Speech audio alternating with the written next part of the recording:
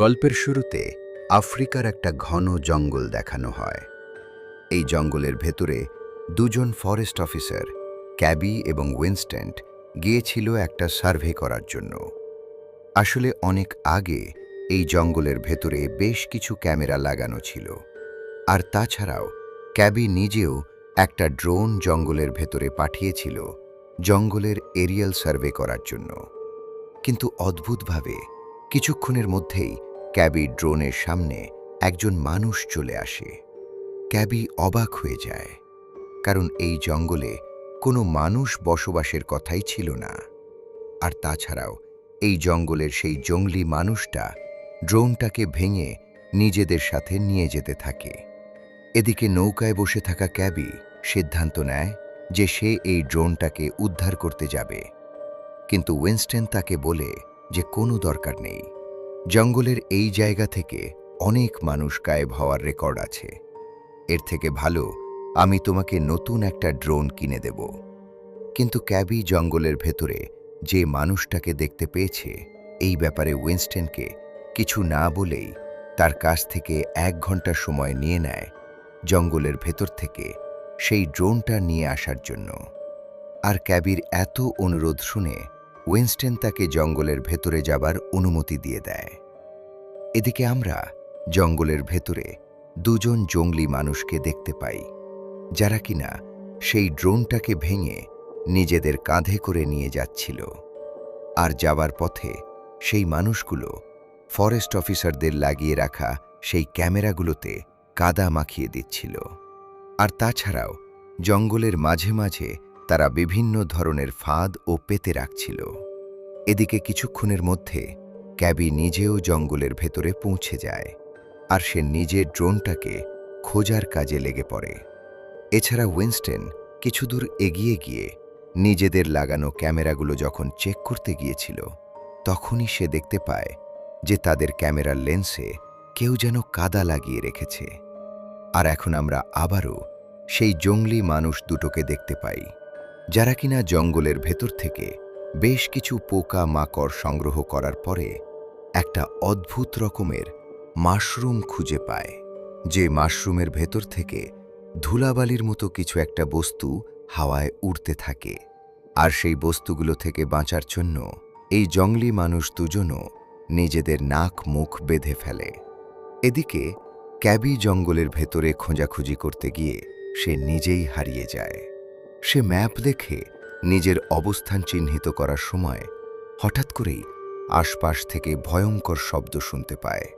তাই ক্যাবি দৌড়ে পালানোর এক পর্যায়ে সেই জঙ্গলি মানুষগুলোর পেতে রাখা ফাঁদে পা দিয়ে ভয়ঙ্কর আহত হয়ে যায়।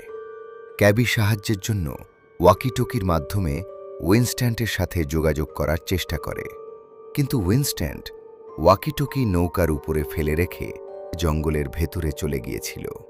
তাই সে ক্যাবির সাথে কোনো যোগাযোগই করতে পারে না। কিন্তু কিছুক্ষণের মধ্যেই ক্যাবির আত্মচিৎকার শুনতে পেয়ে উইনস্ট্যান্ট দ্রুত ওয়াকিটকির কাছে গেলেও সেটা পানির মধ্যে পড়ে নষ্ট হয়ে যায়। তাই সে নৌকা নিয়ে বেরিয়ে পড়ে ক্যাবিকে খোঁজার জন্য। আর ততক্ষণে রাত হয়ে গিয়েছিল। তাই ক্যাবি আহত অবস্থাতেই জঙ্গল থেকে বের হবার চেষ্টা করতে গেলে সে ওই ছত্রাকগুলো থেকে বের হওয়া ধুলাবালির মতো বস্তুগুলোর মাধ্যমে সংক্রামিত হয়ে যায়। আর এই অবস্থাতেই সে তার সামনে একটা পরিত্যক্ত বাড়ি দেখতে পায়। ক্যাবি কোনো রকমে সেই ঘরের ভেতরে ঢুকলে কাউকে খুঁজে না পেয়ে সে নিজের ক্ষতস্থানটা বেঁধে সেখানেই শুয়ে পড়ে। আর অপরদিকে উইনস্ট্যান্ট ক্যাবিকে খুঁজতে খুঁজতে এই অন্ধকার জঙ্গলের অনেকটাই গভীরে চলে গিয়েছিল। আর কিছুক্ষণের মধ্যেই উইনস্ট্যান্ট তার আশেপাশে ভয়ঙ্কর শব্দ শুনতে পেয়ে প্রচণ্ড ভয় পেয়ে যায়। এছাড়াও সেই পরিত্যক্ত ঘরের ভেতরে শুয়ে থাকা ক্যাবি ভয়ঙ্কর সব দুঃস্বপ্ন দেখতে পায়, যে তার শরীরে ছত্রাক জন্মাচ্ছে। আর তখনই সেই ঘরের ভেতরে জঙ্গলি দুজন মানুষ চলে আসে। আর এই মানুষ দুজন প্রথমে ক্যাবিকে নিজেদের শত্রু মনে করলেও তারা ক্যাবির আহত অবস্থা দেখে তাকে না মেরে বরং তার সেবা যত্ন করতে থাকে। এদিকে জঙ্গলের ভেতরে প্রচণ্ড ভীত সন্ত্রস্ত অবস্থায় থাকা উইনস্টন তার সামনে ভয়ঙ্কর কোনো কিছু একটা দেখতে পেয়ে দ্রুত সেখান থেকে দৌড়ে পালাবার চেষ্টা করে। কিন্তু পালানোর এক পর্যায়ে উইনস্টন যখন লুকিয়ে পড়েছিল, তখনই পেছন থেকে গাছের শিকড়ের মতো একটা বস্তু এসে তাকে আক্রমণ করে, আর সাথে সাথে উইনস্টন সংক্রামিত হয়ে যায়। এদিকে পরদিন সকালে সেই জঙ্গলি মানুষগুলো ক্যাবির পায়ের ক্ষতস্থানের উপরে এক ধরনের গাছগাছালি দিয়ে তৈরি ঔষধ লাগিয়ে দিতে থাকে। পরবর্তীতে ক্যাবি আবারও দুঃস্বপ্ন দেখতে পায় যে তার শরীরে ছত্রাক জন্মাচ্ছে। এই সব কিছু দেখে ক্যাবি ঘুম থেকে জেগে ওঠে, আর আবারও সে তার বস উইনস্ট্যান্টের সাথে যোগাযোগ করার চেষ্টা করে। আর এবার সে ওয়াকিটকির মাধ্যমে উইনস্ট্যান্টের ভয়ঙ্কর আর্তনাদ এবং চিৎকার শুনতে পায়। ক্যাবি প্রচণ্ড ভয় পেয়ে যায়, আর সে উইনস্ট্যান্টকে সিগন্যাল দেবার জন্য ঘরের ভেতরে ছোট্ট করে আগুন লাগিয়ে ধোঁয়া ওড়াতে থাকে, যাতে করে উইনস্ট্যান্ট তাকে খুঁজে পেতে পারে। এদিকে জঙ্গলের ভেতরে সেই জঙ্গলি মানুষ দুজন অদ্ভুত একটা প্রাণীকে শিকার করে দ্রুত সেটাকে নিয়ে বাড়িতে ফিরে চলে আসে, আর সবার আগে তারা ক্যাবির জ্বালানো সেই আগুনটা নিভিয়ে দেয়। আর এখানে থাকা বয়স্ক লোকটা ক্যাবিকে বলে যে আমরা রাত ছাড়া কখনোই আগুন জ্বালাই না, আর তুমিও জ্বালাবে না। এখন রাতের বেলা ক্যাবি এই লোক দুটোর ব্যাপারে জানার জন্য অনেক আগ্রহী হয়ে যায়, এবং সে এই সিনিয়র লোকটাকে জিজ্ঞাসা করে যে তোমরা কারা, তোমরা কেন এই জনমানবহীন জঙ্গলের ভেতরে থাকো? তোমাদের কথাবার্তা শুনে তো অনেক আধুনিক মানুষ বলে মনে হয়। এসব কথা শুনে এই সিনিয়র লোকটা নিজের পরিচয় তাকে জানায়, আর সে বলে যে আমার নাম ব্র্যান্ড, আমি একজন প্ল্যান্ট প্যাথোলজি বিভাগের সায়েন্টিস্ট ছিলাম, আর আমার স্ত্রী লিলির মৃত্যুর পরে থেকে আমি এই জঙ্গলেই বসবাস করছি। আসলে লিলি নিজেও একজন কেমিক্যাল ইঞ্জিনিয়ার ছিল, আর তার শরীরের রক্তে কিছু একটা সমস্যা হয়েছিল, যার কারণে তার শরীরের ভেতরে কিছু একটা তাকে ধীরে ধীরে খেয়ে ফেলছিল। আর এই যুবক ছেলেটা ছিল ব্র্যান্ডেরই ছেলে, যার জন্ম আসলে এই জঙ্গলের ভেতরে হয়েছিল, আর ওর নাম ছিল স্টিফেন, যে কিনা অনেক কম কথা বলতো। আর বাবা ছেলে দুজন মিলে এই জঙ্গলের ভেতরে লিলিকে বাঁচানোর জন্য বিভিন্ন ভেষজ ঔষধ খোঁজার চেষ্টা করে, কিন্তু দুর্ভাগ্যবশত তারা লিলিকে বাঁচাতে পারে না। স্ত্রীকে বাঁচাতে না পারার কারণে তারা যখন এই জঙ্গল থেকে বেরিয়ে যেতে চাচ্ছিল, তখনই ব্র্যান্ডের সাথে নাকি কোনো এক দেবতার দেখা হয়ে যায়, যার কারণে সে তার ছেলেকে নিয়ে এই জঙ্গলেই সেই দেবতার সেবায় মগ্ন হয়ে পড়ে। তো এসব কথাবার্তা শেষে ক্যাবি খেয়াল করে যে তার পায়ের ক্ষতস্থান সম্পূর্ণভাবে সুস্থ হয়ে গিয়েছিল। ক্যাবি অবাক হয়ে যায়, কারণ মাত্র একদিনে এত বড় ক্ষত কিভাবে ঠিক হতে পারে। তো যাই হোক, এখন আমাদের ক্যাবির বস উইনস্টনকে দেখানো হয়, যার শরীর সম্পূর্ণভাবে ছত্রাকের আক্রমণে একটা জীবন্ত মাশরুম টবের মতো হয়ে গিয়েছিল। আর এদিকে রাতের বেলা ক্যাবি যখন ঘুমাচ্ছিল, তখনই ব্র্যান্ড এবং তার ছেলে দুজনে তাকে ঘুম থেকে ডেকে তুলে সাবধানে থাকতে বলে, কারণ ঘরের বাইরে থেকে কোনো একটা ভয়ঙ্কর জন্তু তাদের ঘরের ভেতরে ঢোকার চেষ্টা করছিল। তারা সবাই প্রচণ্ড ভয় পেয়ে যায়, আর তখনই দেয়ালের অপর পাশ থেকে সে শিকড়ের মতো একটা বস্তু ক্যাবির উপরে হামলা করার চেষ্টা করে। তবে ব্র্যান্ডে যাত্রায় সেই শিকড়টা কেটে ক্যাবিকে বাঁচিয়ে নিলেও কিছুক্ষণের মধ্যেই ঘরের ভেতরে ছত্রাকে আক্রান্ত একটা অদ্ভুত জন্তু প্রবেশ করে। আসলে এই জন্তুটা ছিল ক্যাবির বস উইনস্ট্যান্টের মতোই একজন মানুষ, যে কিনা ছত্রাকে আক্রান্ত হয়ে এমন ভয়ঙ্কর হয়ে গিয়েছিল। এই রাক্ষসী মানুষটার কোনো চোখ ছিল না, সে দেখতে পারত না, তবে সব কিছু শুনতে পারত, যার কারণে খুবই শান্তভাবে স্টিফেন এবং তার বাবা দুজন মিলে এই জন্তুটাকে মেরে ঘর থেকে তাড়িয়ে দেয়। আর জন্তুটাকে মারার পর ঘরের ভেতরে যে রক্তগুলো ছিল সেগুলো তারা সংগ্রহ করে রেখে বাকি সব কিছু তারা আগুনে পুড়িয়ে ফেলে। তো যাই হোক, এখন এমন ভয়ঙ্কর বস্তুটাকে দেখার পরে ক্যাবি ব্র্যান্ডকে জিজ্ঞাসা করে যে এইসব কি, এরা কারা? এখানে ব্র্যান্ড তার কাছে এই ব্যাপারটা খোলাখুলি বলে দেয় যে আসলে এই জঙ্গলে এমন এক ধরনের ছত্রাক রয়েছে যেটা মানুষের শরীরে কোনোভাবে প্রবেশ করতে পারলে সেটা ধীরে ধীরে মানুষের মাংসপেশি, ফুসফুস, হৃদয় সব কিছুতেই আক্রমণ করে আর সামান্য সময়ের মধ্যেই সেই মানুষটাকে নড়াচড়া ও চলাচলে অক্ষম বানিয়ে ছত্রাকটা সম্পূর্ণভাবে মানুষটাকে নিজের কন্ট্রোলে করে নেয়। আর এই ছত্রাক মানবজাতি পৃথিবীতে আসার আরও আগে থেকেই পৃথিবীতে ছিল, আর এখন তারা সম্পূর্ণ পৃথিবীতে ছড়িয়ে যেতে প্রস্তুত। অর্থাৎ এই ছত্রাক খুব সহজেই মানবজাতিকে ধ্বংস করে ফেলতে পারে। তো যাই হোক, এখন পরের সিনে আমরা দেখতে পাই স্টিফেন অবাক নয়নে ক্যাবের দিকে তাকিয়ে আছে। আসলে স্টিফেন জন্ম থেকেই এই জঙ্গলের ভেতরেই ছিল, তাই সে কখনোই বিপরীত লিঙ্গের কাউকে দেখেনি। আর প্রথমবার সে একজন মেয়েকে দেখতে পাওয়ার কারণে খুব সহজেই স্টিফেন ক্যাবির প্রেমে পড়ে যায়। আর এখানে ক্যাবিও স্টিফেনের সাথে বেশ কয়েকটা সেলফি তুলে নেয়। আর এই সেলফিগুলো দেখার সময় হঠাৎ করে এই ঘরের ভেতরে ব্র্যান্ড পৌঁছে যায়, আর সে ক্যাবির হাতের মোবাইলটা ভেঙে চিৎকার করে তাকে বলতে থাকে যে খবরদার, এসব যন্ত্রপাতি আমার ছেলের সামনে একদম নিয়ে আসবে না। এটা বলে ব্র্যান্ড তার ছেলেকে নিয়ে জঙ্গলের ভেতরে একটা বিশাল বড় গাছের সামনে চলে যায়। আসলে ব্র্যান্ড এই গাছটাকে নিজের ঈশ্বর মনে করত। সে এই গাছের সামনে মাথা নত করে সেখানে গতকাল রাতে পাওয়া সেই ছত্রাক মানবের রক্তটা বিসর্জন করে দেয়। আর সাথে সাথে গাছের ভেতরে ছোট ছোট এক ধরনের মাশরুম জন্মায়, যে মাশরুমগুলো তারা বাবা ছেলে দুজনেই খেয়ে ফেলে। আসলে এই জঙ্গলের ভেতরের ফাঙ্গাসগুলো যেভাবে ধুলাবালির মতো চারিদিকে ছড়িয়ে পড়ে, সেগুলো থেকে বাঁচার জন্যই তাদেরকে এই মাশরুমগুলো খেতে হতো। এক কথায় বলতে গেলে এই গাছটা ছিল ব্র্যান্ডের কাছে ঈশ্বরের মতো, যার সামনে তারা রক্ত বিসর্জন দিলে সেই ঈশ্বর তাদেরকে বাঁচিয়ে রাখার জন্য মাশরুম উপহার দেয়। অর্থাৎ যদি তারা রক্ত বা বলিদান না করে, তাহলে এই গাছ তাদেরকেও ইনফেক্টেড করে ছত্রাক মানবের মতো তৈরি করে ফেলবে। এখন বাবা ছেলে বাড়িতে ফিরলে দেখতে পায় যে ক্যাবির শরীরে ধীরে ধীরে ছত্রাকগুলো বেড়ে যাচ্ছিল, যেটা দেখে স্টিফেন ক্যাবিকে বাঁচানোর জন্য প্রচণ্ড উতলা হয়ে পড়ে। কিন্তু ব্র্যান্ড তার ছেলের সাথে ক্যাবির এত ঘনিষ্ঠতা সহ্য করতে পারছিল না, তাই সে ক্যাবিকে নিরাপদে জঙ্গল থেকে বের করিয়ে দেবার জন্য নিয়ে যেতে থাকে। আর তখনই পরম মমতায় শেষবারের মতো স্টিফেন ক্যাবিকে অনেকক্ষণ জড়িয়ে ধরে থাকে।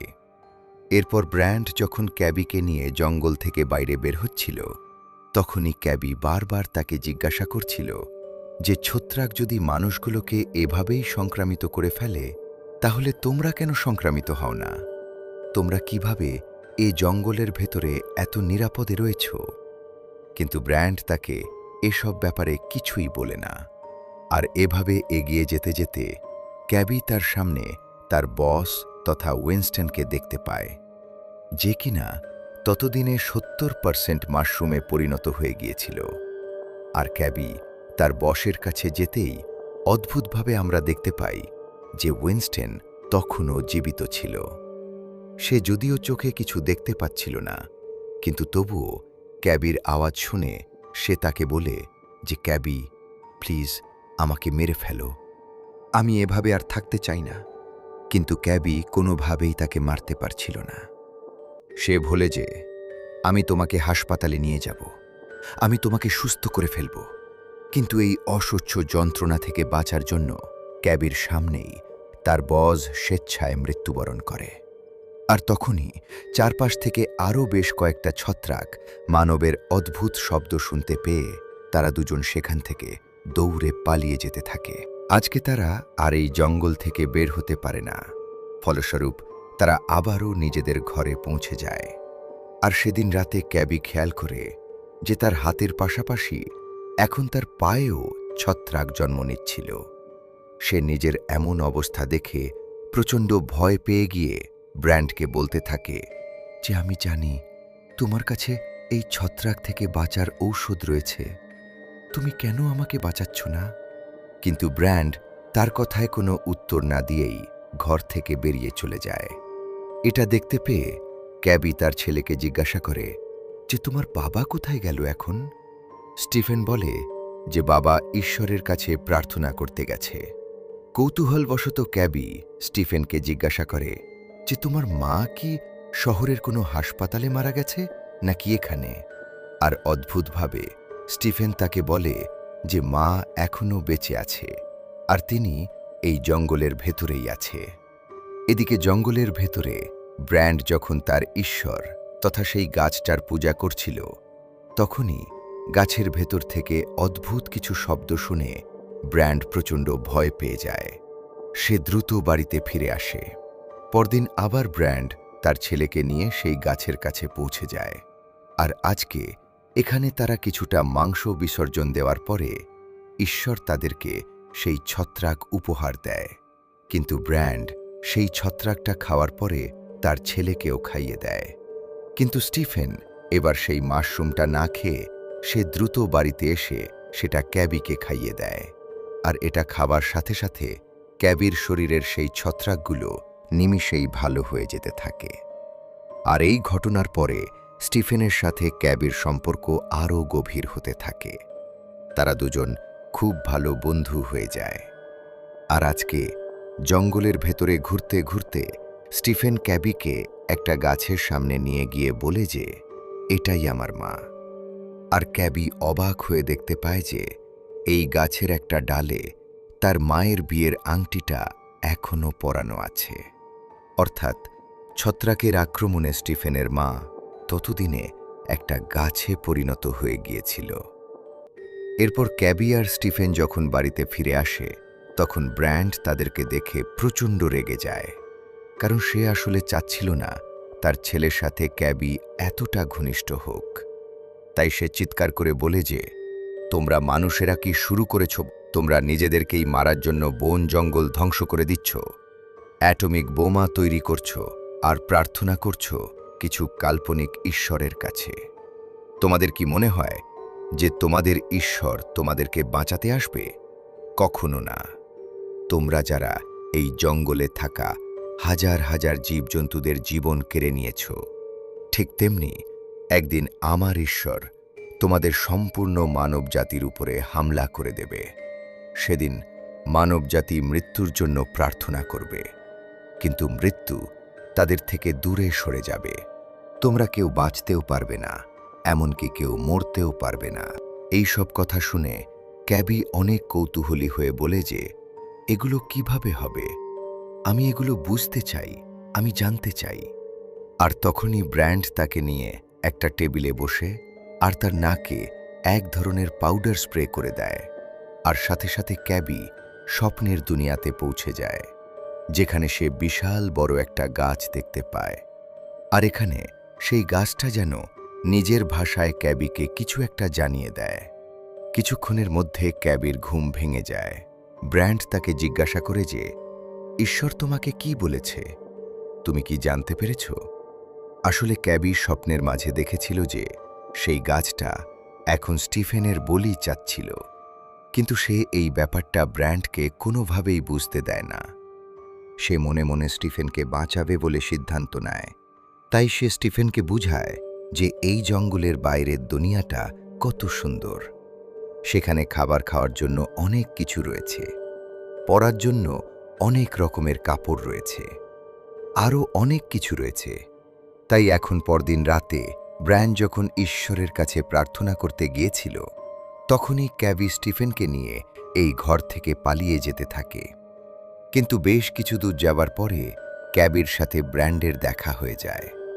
আর ততক্ষণে ব্র্যান্ড নিজেও সেই গাছের কাছ থেকে জানতে পেরেছিল যে এখন তার ছেলেকে বলি দিতে হবে।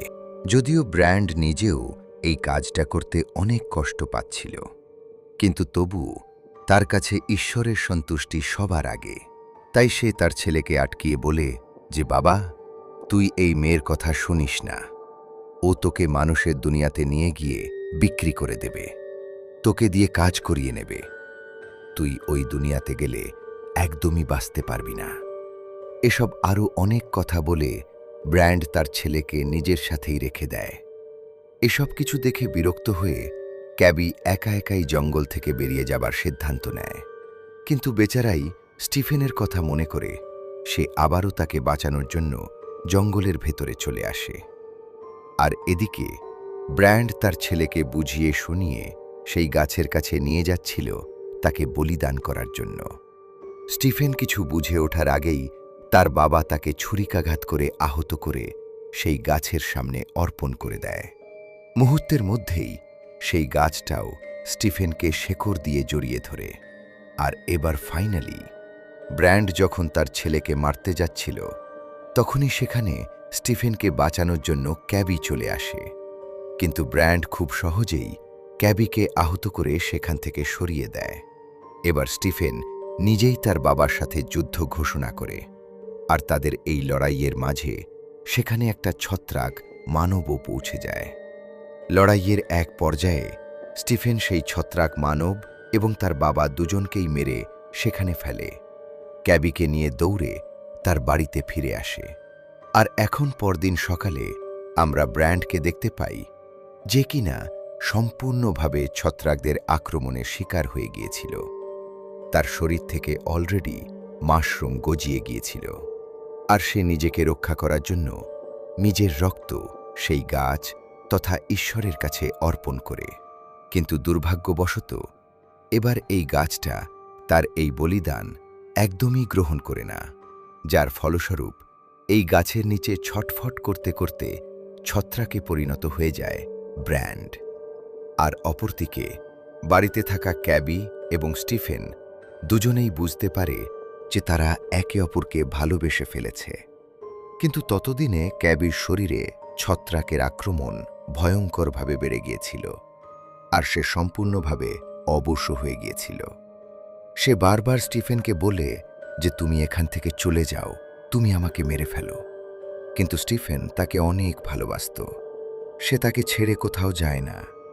আর এভাবে স্টিফেন অনেক দিন তার সাথে থাকে, যতদিন না পর্যন্ত ক্যাবি সম্পূর্ণভাবে ম্যাশরুমে পরিণত হয়ে যায়। এরপর স্টিফেন নিজের সব কিছু গোছগাছ করে নিয়ে মানুষের দুনিয়াতে পৌঁছে যায়। আর এখানেই আমরা তাকে দেখতে পাই যে কিনা এই নতুন দুনিয়াতে নিজেকে মানিয়ে নেবার চেষ্টা করছে। সে একটা রেস্টুরেন্টে খাবার খাওয়া শেষ করে যখন সেখান থেকে চলে যায় তখনই আমরা তার রেখে যাওয়া বাকি খাবারের ভেতরে ছত্রাক জন্মাতে দেখি। আর এই ঘটনার সাথে সাথেই আজকের এই গল্পটা শেষ হয়ে যায়।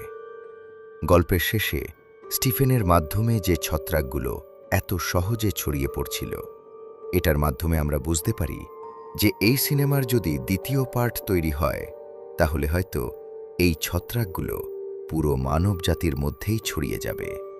তো যাই হোক, গল্পটি ভালো লাগলে অবশ্যই দয়া করে লাইক, কমেন্ট ও সাবস্ক্রাইব করবেন, কেননা এই ভিডিওগুলো বানাতে অনেক খাটনি হয়।